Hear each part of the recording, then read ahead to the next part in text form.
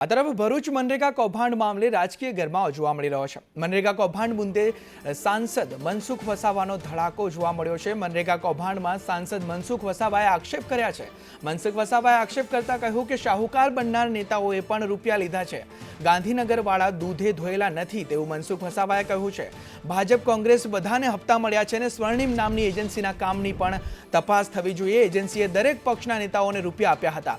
કામ કરનાર એજન્સીના માણસો તેઓને મળતા હતા અને રાજપીપળા ગેસ્ટ હાઉસમાં મીટિંગ કરવામાં આવતી હતી। સરકાર દરેક જિલ્લામાં મનરેગા કામની તપાસ કરાવે અને આવા આક્ષેપો મનસુખ વસાવાએ કર્યા છે। કે સ્વાભાવિક જિલ્લાના સંસદ સભ્ય તરીકે મારે જાણવું જરૂરી છે, એટલે મેં એમને સામેથી બોલાયા, કામ કર્યું હતું ને હું જાણું પણ છે એમને।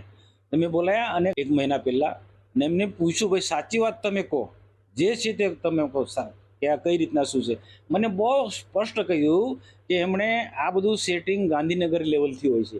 ગાંધીનગરમાં બેઠેલા ગ્રામ વિકાસ વિભાગના જે પણ જવાબદાર લોકો હોય, કમિશનર હોય કે પછી મંત્રી હોય, આ બધા લોકોનું બધાનું સેટિંગ હોય છે।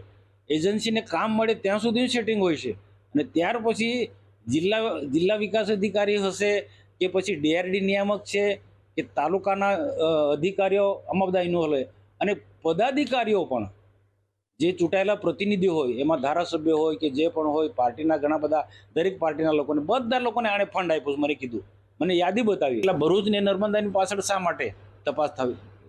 નો ડાઉટ હું ચોક્કસ માનું સરકારનો પારદર્શક વહીવટ છે અને સરકારનો પારદર્શક વહીવટ હોવાના કારણે જ આજે જે પણ દેવગઢ બારિયાનું હોય કે પછી ભરૂચ નર્મદાનું હોય ત્યાં સરકાર તપાસના આદેશ આપ્યા છે અને દૂધનું દૂધ, જે પાણીનું પાણી બહુ ક્લિયર છે, જે સત્ય છે ખબર પડશે, તપાસ ચાલી રહી છે।